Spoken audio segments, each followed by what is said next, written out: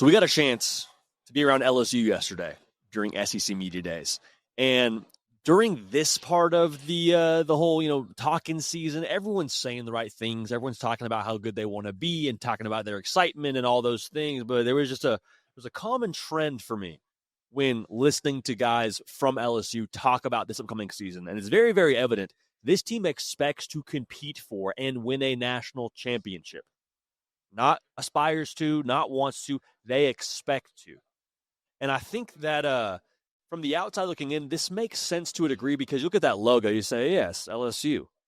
I mean, you talk about Les Miles winning one and Ed Orgeron winning one and Nick Saban won one and Nick Saban's Nick Saban, so you kind of subtract him from that conversation. But I think it goes a little bit deeper as to why they expect to win a national championship, in my humble opinion. And the first part of this is, I think when you look at the work that's truly been done by this outfit since Brian Kelly's gotten there, and really in the better course of like the last year or so, there's been national title level inputs, for my estimation. Because what were we saying for a while, like this time last year, what was the buzz? Whether it was fair or not, true or not, what was the buzz?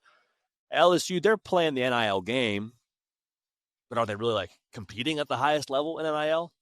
Like, yeah, LSU, they'll go grab a guy here, a guy there. They'll participate, like we say on this show. But are they going to go legitimately step up in there and go take some top-tier players? Well, this past cycle they did. Got a top 2 portal class, all right, in the On3 industry team portal rankings, all right? So they got some, like, high-quality players. And Matt Moscone, who's a phenomenal job in the Baton Rouge market, made this point. We were talking to him prior to Brian Kelly's media availability. And he said, you look at, a couple of these teams over the course of the last year that have had success at the highest level, what have they done each offseason? Gone to the portal, used NIL to go get a lot of good players. LSU's done that. And so you look up and down this roster, I say it a lot, I don't see a lot of holes. So you talk about the fans' expectation, that's one thing. There's not just expectation, there's internal confidence in the way they've done things here to where when you have the right inputs, you expect the right outputs. And LSU, for my money, has the right inputs. I also think it's worth noting the Bryce Underwood effect of this whole thing, right? Because remember, Bryce Underwood committed to LSU for a long time.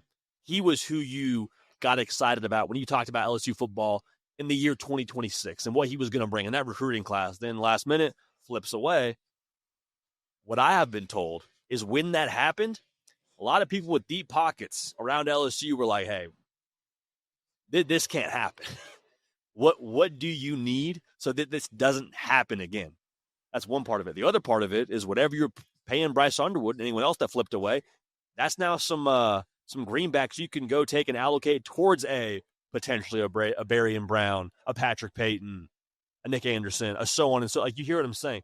There's a lot there for LSU from that unfortunate situation where you have the top player in America flip away from you to his in-state school. Seems to be somewhat NIL fueled, if not very much so NIL fueled.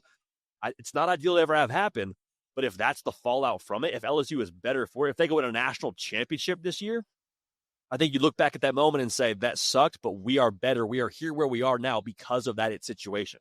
And I think that's not to be overlooked. So it's the roster. It's also, to me, the fact that you brought Garrett Nussmeier back.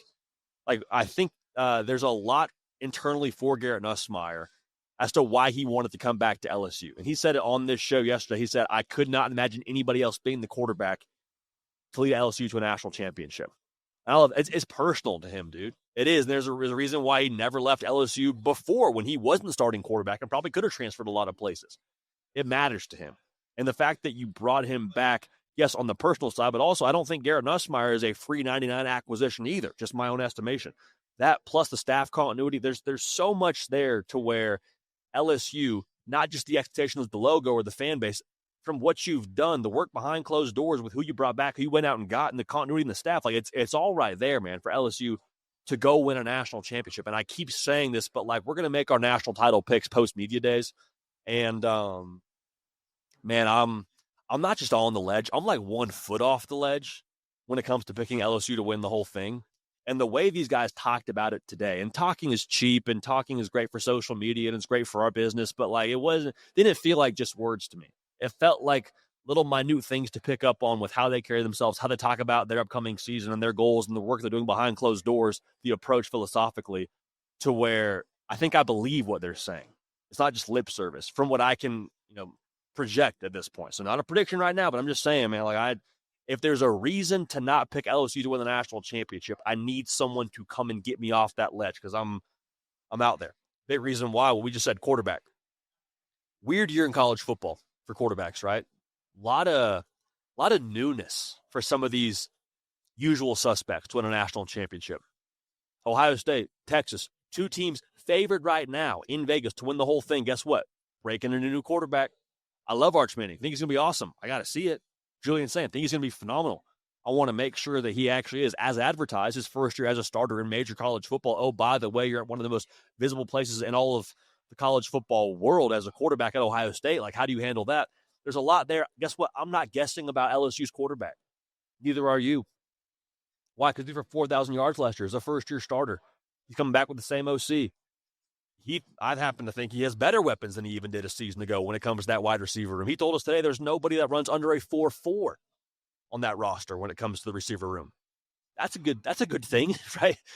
I mean, speed's always a good thing at the receiver position, and Garrett Nussmeier and LSU have it in spades. So when everyone else is uncertain, LSU's sitting there saying, sucks to be y'all, man. We feel good about our guy. Right? Who else is saying that right now in modern college football? Penn State? And even then, I think it's fair to have some question marks around Penn State's weapons.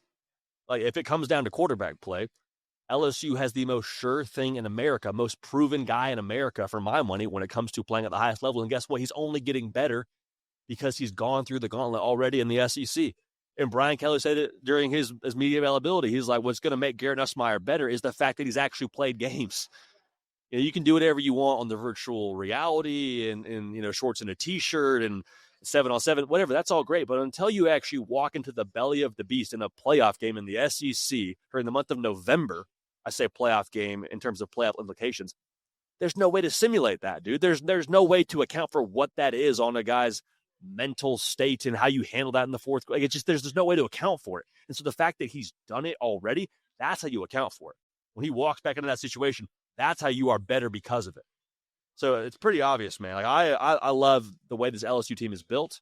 I love who they have at quarterback. I love the approach they're taking. I love the way they're talking about their philosophy here, saying, hey, previous years, maybe we got a little bit ahead of our skis.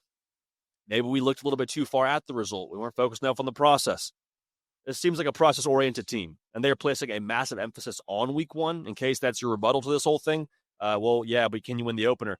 I don't know, but they are taking a different approach and doing everything you would hope a team is doing that hasn't won the opener in the last few tries.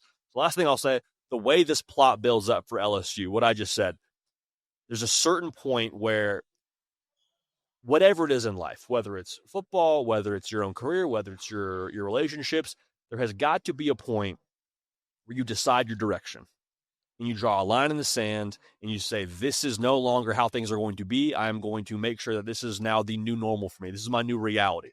And for LSU, I think they're kind of pissed off enough for greatness, both from a resources level and a roster level, to where they're not here to go win 9 games next year. They're not here to go play for a bowl game that's not outside the college football playoff. I don't think that's their vibe right now, man. And so vibes are one thing in July, but I truly think there's more than just vibes for LSU. And the expectations for a national title are one thing at a fan base level, and because the logo and all that, I'm telling you, there should be expectations for a national championship because of the work they've done, the roster they have, the continuity they have on that staff. It's all there. It's all there for LSU in a year where it's seemingly unknown for a lot of people, a lot of teams across the sport, man.